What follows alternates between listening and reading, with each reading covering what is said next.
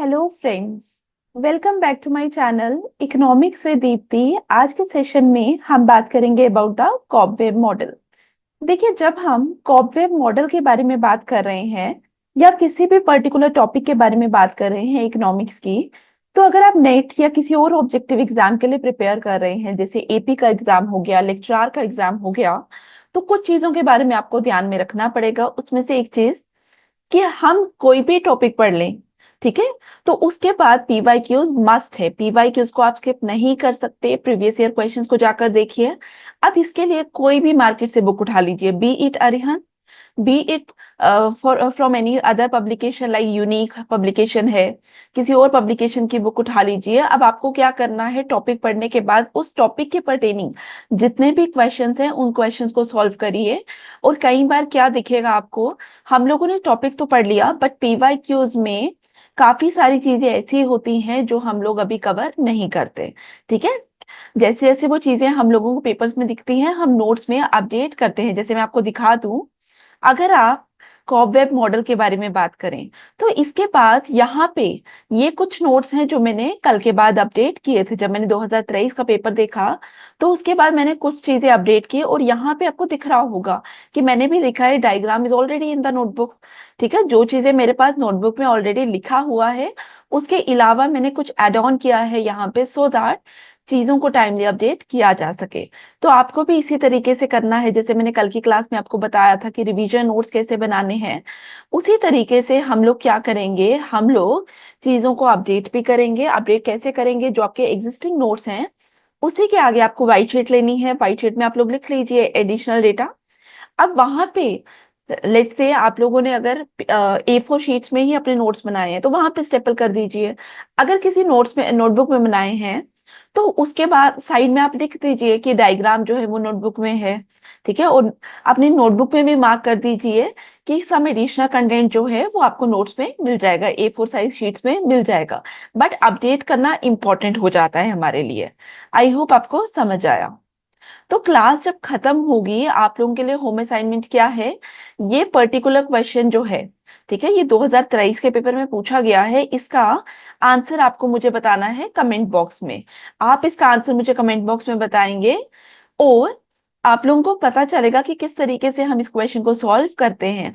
और this is one of those questions, अगर जो हम अहूजा से डायरेक्टली पढ़कर जाएं तो मे बी आप में से 90 to 95% स्टूडेंट्स इसको अटेम्प्ट नहीं करते एग्जाम के अंदर। ठीक है, 5% लोग करेंगे बट काफी लोग नहीं करते। अगर आप डायरेक्टली अहूजा से पढ़कर जाएंगे तो इट्स इम्पोर्टेंट फॉर अस कि हम चीजों को टाइमली अपडेट करते रहे। आई होप आपको समझ आया। अब क्लास स्टार्ट करते हैं, that is the cobweb model. But उससे पहले, अगर अभी तक आपने वीडियो को लाइक नहीं किया then please like share subscribe and comment, और साथ ही हाई बटन को भी प्रेस करिए। कमेंट बॉक्स में के साथ ही आजकल आपको एक हाई बटन दिया है, उसको भी प्रेस करिए सो दैट चैनल को बूस्ट मिल सके। Now let's start. देखिए, अभी तक हम लोग क्या पढ़ रहे हैं, we are dealing with the stability of equilibrium. तो जब हम स्टेबिलिटी ऑफ इक्विलिब्रियम के बारे में बात कर रहे हैं तो स्टेबिलिटी ऑफ इक्विलिब्रियम में कौन कौन से टॉपिक पढ़ते हैं हम पढ़ते हैं मार्शल, मार्शल इक्विलिब्रियम, वॉलरस का इक्विलिब्रियम, और लास्टली हम लोग आज का टॉपिक पढ़ेंगे that is the cobweb model. तो तीनों हमारे टॉपिक कहाँ से आते हैं, तीनों हमारे टॉपिक आते हैं स्टेबिलिटी ऑफ इक्विलिब्रियम से। तो स्टेबिलिटी ऑफ इक्विलिब्रियम में जब हम मार्शल वॉलरस के बारे में बात कर रहे हैं तो ये कौन से हैं, these are basically the static equilibrium. ये कौन से इक्विलिब्रियम है, स्टैटिक इक्विलिब्रियम। स्टैटिक इक्विलिब्रियम का मतलब जहां पे हम टाइम को कंसीडर नहीं कर रहे। लेकिन अगर हम बात करें डायनेमिक इक्विलिब्रियम में तो कॉबवेब क्या है, cobweb is example of dynamic equilibrium. यहाँ पे हम टाइम को भी कंसीडर करते हैं। बेसिकली अगर आप स्टेबिलिटी ऑफ इक्विलिब्रियम के बारे में बात करें तो स्टेबिलिटी ऑफ इक्विलिब्रियम में हम कैसे बात करते हैं, हम इस तरीके से बात करते हैं, here we have the demand curve, here we have the supply curve.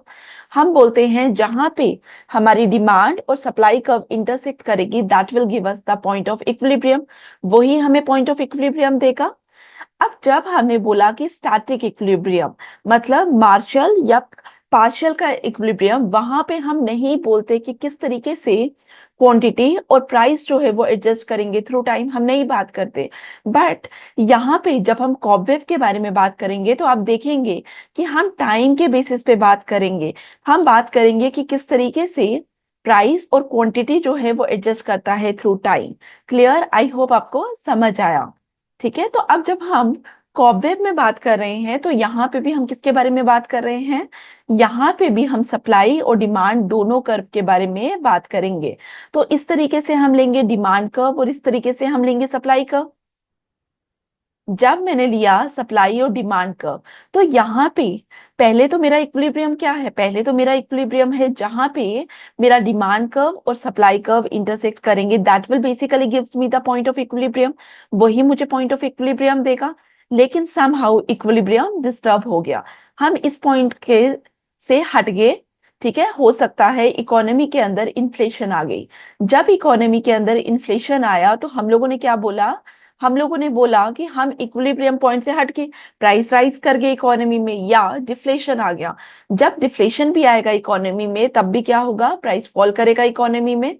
तो जब हमने बोला प्राइस राइज हो मतलब हम यहाँ आगे, या प्राइस फॉल हुआ हम यहाँ आगे, तो दोनों केसेस में हमें क्या दिखाई दिया? Disequilibrium.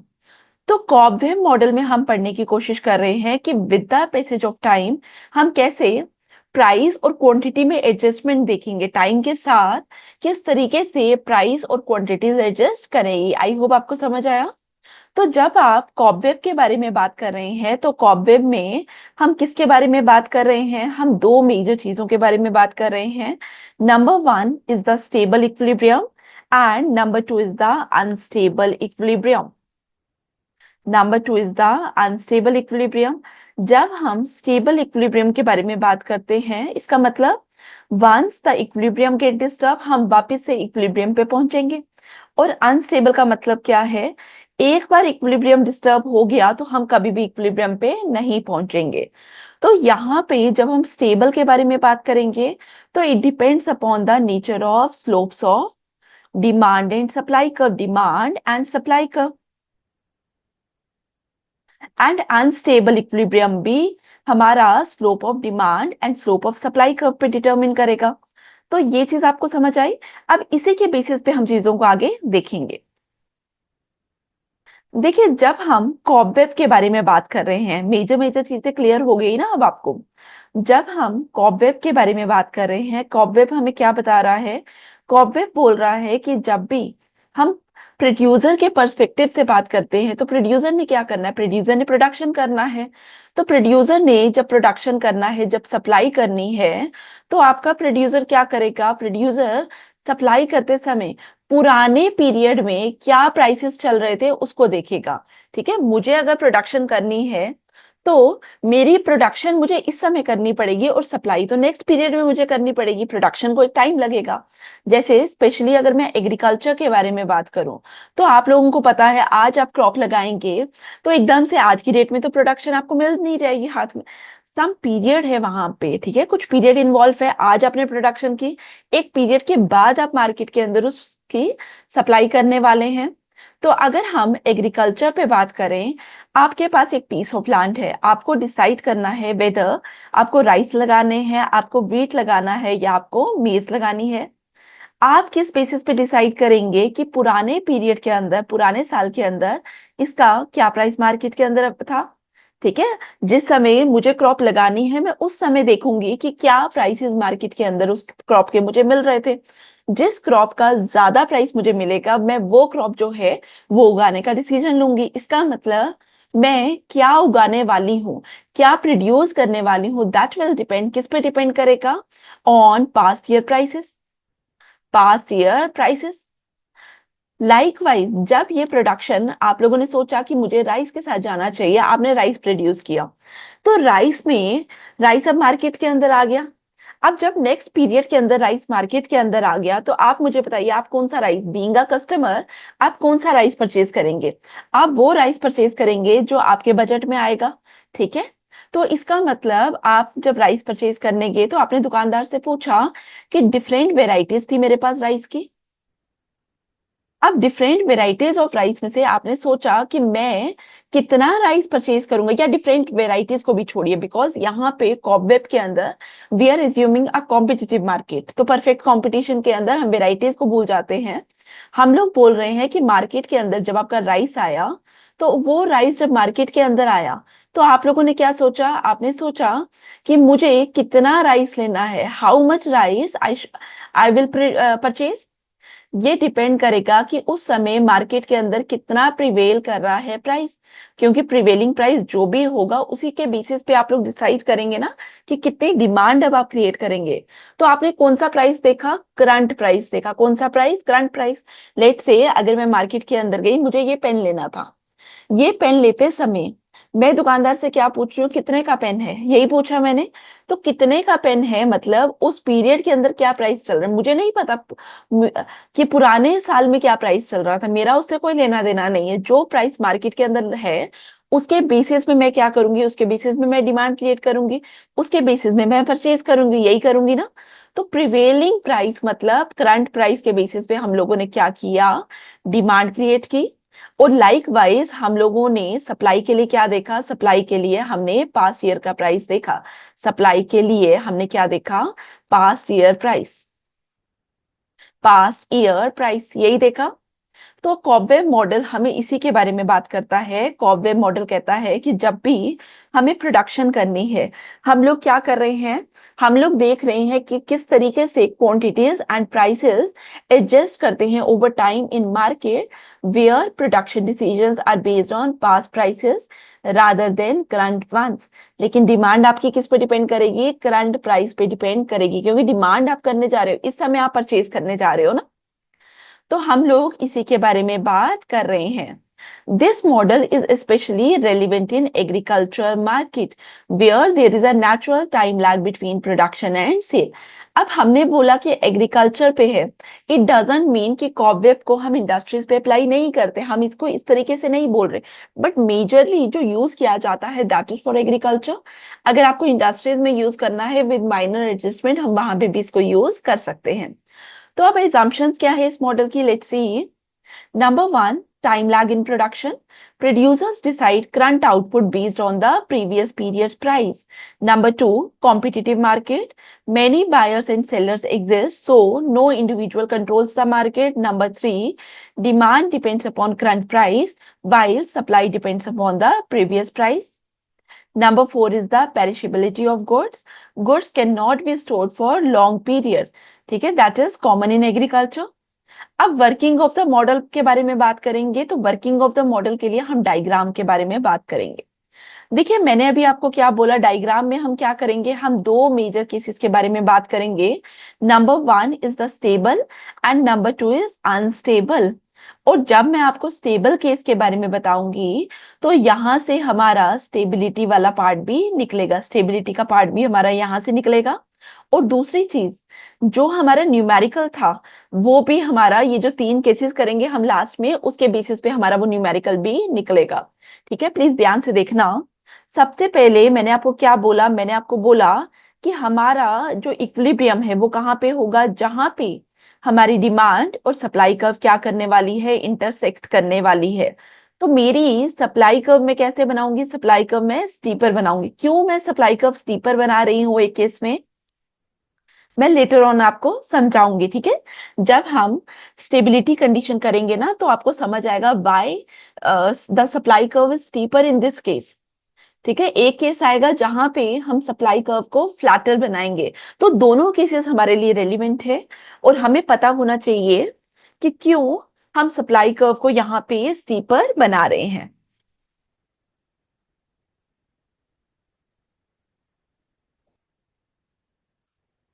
तो सप्लाई कर्व जब हम स्टीपर बना रहे हैं, इसका मतलब क्या है, supply curve is towards the y axis, vertical axis को अप्रोच कर रही है आपकी सप्लाई कर्व, और demand curve is relatively flatter in this case. इसका मतलब आपकी जो डिमांड कर्व है वो हॉरिजॉन्टल एक्सिस को की तरफ अप्रोच कर रही है। और जब हम बोल रहे हैं कि सप्लाई कर्व इज स्टीपर, इसका मतलब क्या है, इसका मतलब दूसरी भाषा में हम इसको कहते हैं, सप्लाई कर्व क्या है, it is, supply is relatively inelastic. Supply is relatively inelastic. Why relatively? Because हम इसको डिमांड के साथ कंपेयर कर रहे हैं, रिलेटिवली इन इलास्टिक। तो यहाँ पे मेरी सप्लाई कर्व मैंने बना दी। It is towards the y axis, approach कर रही है वाई एक्सेस को। This is my supply curve. अब मुझे दूसरा क्या चाहिए? मुझे दूसरी चाहिए डिमांड कर्व। तो मैंने डिमांड कर्व को इस तरीके से बनाया। ठीक है, आपको दिख रहा है clearly demand curve is flatter, supply curve is steeper. हमने बोला this was our equilibrium point. अब once the equilibrium gets disturb, equilibrium का डिस्टर्ब होने का मतलब क्या है?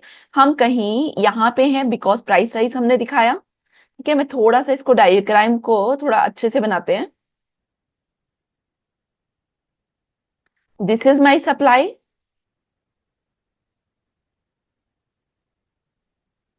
This is our demand curve. ठीक है, तो आपको दिख रहा है सप्लाई कर्व इज स्टीपर और demand curve is relatively flatter.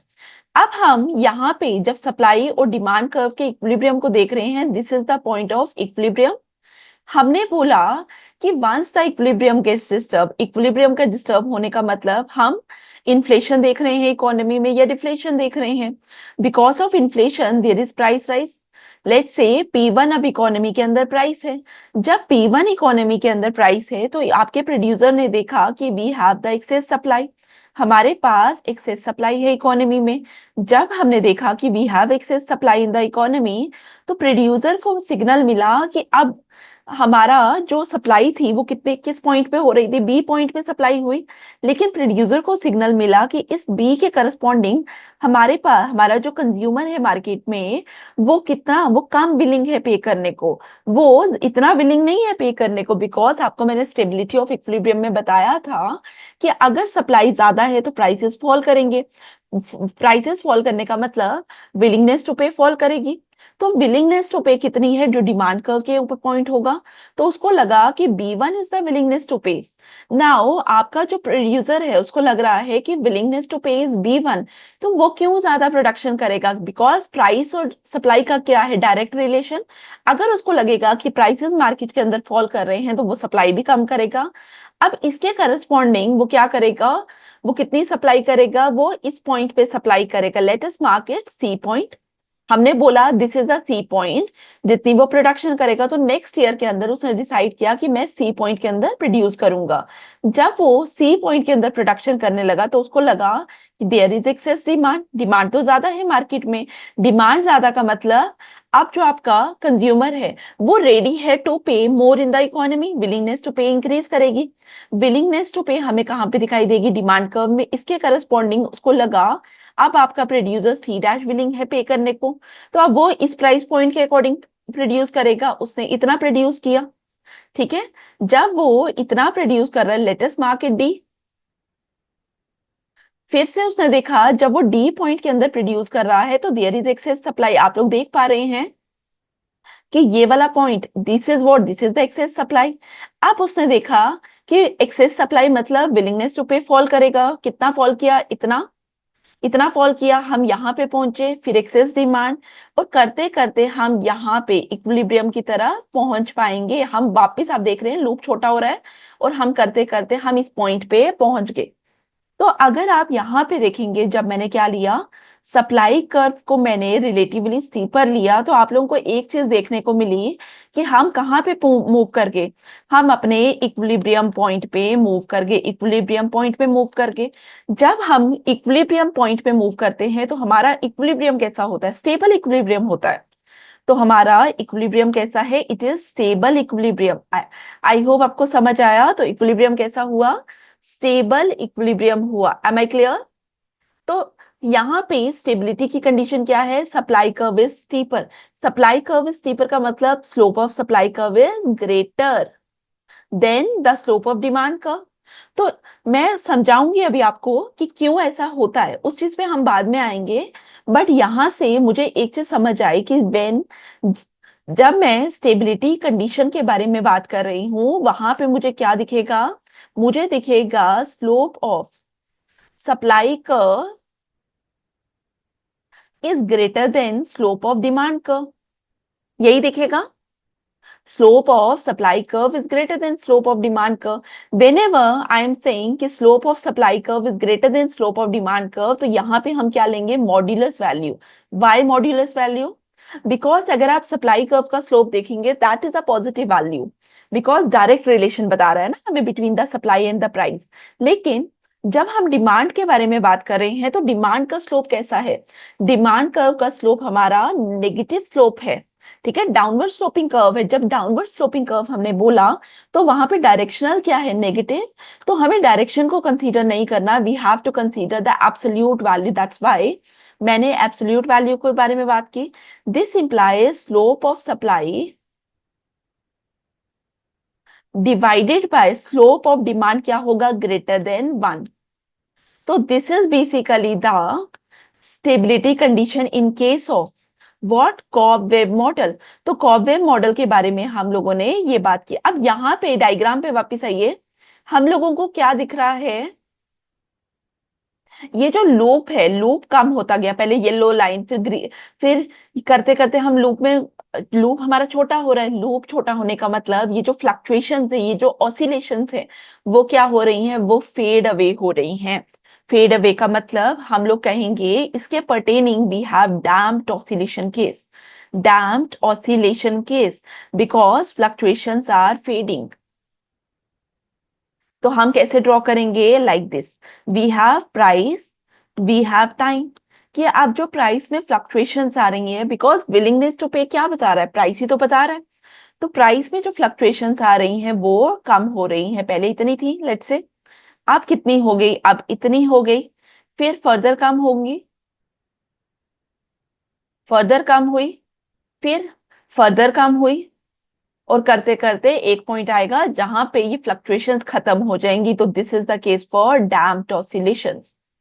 M I clear to you? First case हमारा क्लियर हो गया. सेकेंड केस पे हम क्या करेंगे, हम सप्लाई कर्व को रिलेटिवली फ्लैटर ड्रॉ करेंगे.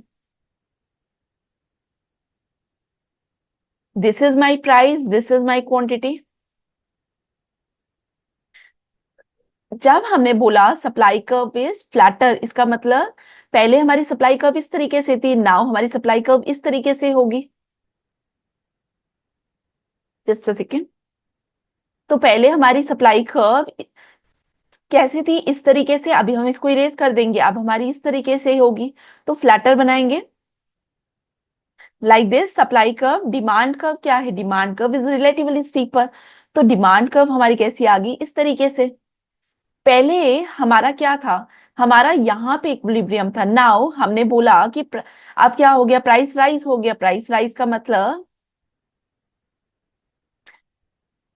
हम यहाँ पे हैं, देयर इज एक्सेस सप्लाई. अब एक्सेस सप्लाई होगा, सेम लॉजिक लगाइए. मेरी मेरी यहाँ पे समझाना थोड़ा सा मुश्किल हो जाएगा आपको अगर मैं डिमांड कर्व को नीचे एक्सटेंड करूं. तो आप लोग देखिए विलिंगनेस टू पे ऐसे है, फिर सप्लाई कर्व में कहीं इसके करस्पॉन्डिंग ये पॉइंट आ रहा है मेरे पास, फिर ऐसे करते करते लूप मेरा बढ़ता जाएगा. लूप बढ़ने का मतलब फ्लक्चुएशंस जो हैं वो बढ़ रही हैं. फ्लक्चुएशंस बढ़ने का मतलब we are moving away from the equilibrium. when I am saying कि we are moving away from the equilibrium, इसका मतलब fluctuations are rising, fluctuations are rising, fluctuations are rising का मतलब we are dealing with unstable equilibrium. हम किसके साथ deal कर रहे हैं, unstable equilibrium के साथ we are dealing. क्लियर, यहां तक सबको समझ आया कि हम अनस्टेबल इक्विलिब्रियम के साथ डील कर रहे हैं. तो अब यहां से दो पॉइंट आपको समझ आने चाहिए. Number one, whenever we are saying कि हमारा इक्विलिब्रियम स्टेबल है इन केस ऑफ कॉबवेव, तो सप्लाई कर्व क्या होगी, supply curve is relatively steeper. Supply curve क्या होगी, relatively steeper.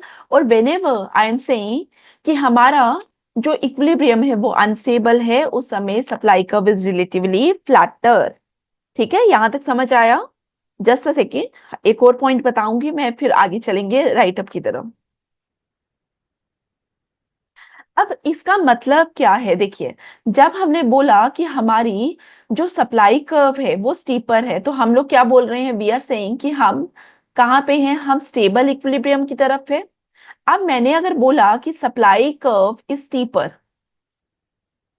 Supply curve is steeper, तो मैं बोल रही हूँ कि हमारी ये स्टेबिलिटी कंडीशन है। स्टेबिलिटी कंडीशन का मतलब कि हमारा जो डिमांड और सप्लाई का गैप है वो इंक्रीज नहीं करेगा, क्योंकि अदरवाइज हम यहाँ पे तो देख रहे थे ना, द गैप इज इंक्रीजिंग, तभी तो डिमांड कर्व हमें एक्सटेंड करनी पड़ रही है, सप्लाई कर्व हमें एक्सटेंड करनी पड़ रही है। लेकिन फर्स्ट केस में हमने बोला कि the gap between the supply and the demand curve, अगर आप यहाँ पे देखें तो गैप नहीं इंक्रीज कर रहा। लूप छोटा होने का मतलब ये है कि गैप गैप कम हो रहा है। गैप कम होने का मतलब गैप कैसे कम होगा? अगर प्रोड्यूसर, क्योंकि सारा खेल किसका है? प्रोड्यूसर का है, सप्लाई के ऊपर ही डिपेंड कर रहा है। तो अगर हमें गैप छोटा करना है, इसका मतलब प्रोड्यूसर सप्लाई को बहुत ज्यादा बढ़ाएगा नहीं। तो यहाँ पे सप्लाई कर्व स्टीपर का मतलब प्राइस में जितनी फ्लक्चुएशन होगी उसके अकॉर्डिंग जो आपका सप्लाई है, क्वांटिटी सप्लाइड है, उसमें हमें बहुत ज्यादा फ्लक्चुएशन देखने को नहीं मिलेगी। Producer do not increase supply much. समझ आया? दैट्स वाई हम लोग क्या बोल रहे हैं कि सप्लाई अगर स्टीपर है तो स्टेबल इक्विलिब्रियम है, because the gap between the supply and demand curve छोटा होता जाएगा और प्राइस जो है वो मूव करता जाएगा टूवर्ड्स द इक्विलिब्रियम, जो हमारा रिक्वायर्ड चीज है फॉर स्टेबल इक्विलिब्रियम। क्लियर? तो आपको मैंने ये चीज समझाई। ठीक है, उसी तरीके से जब हम अनस्टेबल के बारे में बात कर रहे हैं तो इलास्टिक है। फ्लैटर कर्व का मतलब है सप्लाई कर्व इज फ्लैटर, कि हमारी जो सप्लाई है, प्रोड्यूसर क्या करेगा? प्राइस में थोड़ा चेंज आया, सप्लाई को वो एकदम से चेंज करेगा। ठीक है, वो एकदम से चेंज बढ़ाएगा, एकदम से कम करेगा या बढ़ाएगा, जैसे हमारे पास कंडीशन बनेगा। तो हमें उस तरीके से मूव नहीं करना। उस तरीके से मूव करने का मतलब अनस्टेबल। और अनस्टेबल के लिए हमारे पास क्या कंडीशन दिखाई दी? Slope of supply is less than slope of demand, is less than slope of demand. जब slope of supply less than slope of demand है, it means slope of supply divided by slope of demand is less than 1। Slope of demand is less than 1। ठीक है, it is less than 1, तो it is the case of unstable oscillation. और यहाँ पे हमारा जो loop है वो क्या हो रहा है? टाइम के साथ बहुत ह्यूज एक्सपेंशन हो रही है। तो यहाँ पे हम क्या बोलेंगे? इसके corresponding we have explosive oscillation. कैसी है oscillation? We have explosive oscillation like this. ठीक है, हमारी जो एक ऑसिलेशन है वो क्या कर रही है? वो एक्सप्लोड कर रही है like this. Clear? Now third case के बारे में बात करेंगे हम, जहां पे हम क्या बोलेंगे? हमारा जो स्लोप ऑफ डिमांड है that is equal to the slope of supply, is equal to slope of demand curve. तो इस ये केस आप लोगों को मैं होम असाइनमेंट के लिए दूंगी। ठीक है, अहूजा में दिया हुआ है, वहां से आप कर सकते हैं। क्लियर? वहां से आप करेंगे तो हमारा बेसिकली डायग्राम मैं आपको बता देती हूँ किस तरीके से बनेगी। This is my demand curve, this is my supply curve. तो एक लूप बन जाएगा, हम इसी लूप के आगे पीछे घूमते रहेंगे। क्लियर? तो आप लोगों को ये केस खुद से करना है। Am I clear to you? ठीक है, तो अब एक बार राइट अप देखेंगे। टाइप्स ऑफ कॉबवेब में हम क्या बात कर रहे हैं? Number 1 convergent cobweb, number 2 divergent cobweb, and number 3 is the continuous और परपेचुअल कॉबवेब। कन्वर्जेंट का मतलब हम स्टेबल इक्विलिब्रियम की तरफ मूव कर रहे हैं। स्टेबल इक्विलिब्रियम, ठीक है, मेरे साथ रिपीट करना, जहां पे भी बैठे हैं ना, जहां से भी क्लास पढ़ रहे हैं, प्लीज रिपीट इट। कन्वर्जेंट का मतलब क्या है? हम स्टेबल की तरफ मूव कर रहे हैं। जब हम स्टेबल इक्विलिब्रियम की तरफ मूव कर रहे हैं, कमेंट बॉक्स में रिप्लाई करिए। सप्लाई कर्व क्या है? लेस इलास्टिक और more elastic? It is less elastic. Less elastic का मतलब it is steeper than the demand curve. ठीक है, जब हमारी स्टीपर है तो स्टेबल है, इसका मतलब फ्लक्चुएशंस आर रिड्यूसिंग। कौन सी fluctuations? Price and quantity fluctuations reduce over time and the market stabilizes at equilibrium. Number 2 divergent. Divergent में हमने क्या देखा? Supply curve is more elastic. More elastic का मतलब flatter than demand. Flatter than demand का मतलब हमारी जो फ्लक्चुएशंस है वो इंक्रीज कर रही है over time, moving the market away from equilibrium. और कंटिन्यूअस और परपेचुअल वाला केस आप खुद देखेंगे, जहां पे elasticities of supply and demand are equal. ठीक है, तो यहाँ पे क्या होगा? Price and quantities oscillate indefinitely without reaching stability. Clear? अब यहाँ पे हम एक एग्जांपल पढ़ेंगे। Agriculture markets often exhibit cobweb cycle For instance, if the price of onion is high in one season, farmers grow more onion next season. ठीक है, ये ऐसा ही होगा ना, क्योंकि प्राइस अगर उसको बेटर मिलेगा तो क्या होगा, वो नेक्स्ट सीजन में भी वही जाएगा. This leads to over supply. Over supply का मतलब lower prices, causing farmers to reduce cultivation in the following season, leading again to shortage and higher prices. The cycle continues. Clear? अब यहाँ पे कुछ चीजें मैंने ऐड की थी, वो मैं आपको दिखा देती हूँ. जैसे मैंने आपको बताया था, अगर slope of supply divided by slope of demand greater than 1 है, it means damped oscillation. Damped oscillation, stable equilibrium, moving towards equilibrium. तो यहाँ लिखा भी है कन्वर्ज. फिर slope of supply divided by slope of demand अगर 1 है तो यूनिफॉर्म ऑसिलेशन हम बोलते हैं इसको. ठीक है. Slope of supply divided by slope of demand less than 1, explosive oscillation. ठीक है, अनस्टेबल या डाइवर्जेंस का केस बनेगा. तो स्टेबिलिटी कंडीशन के लिए, सॉरी, यहाँ पे जस्ट अ सेकेंड.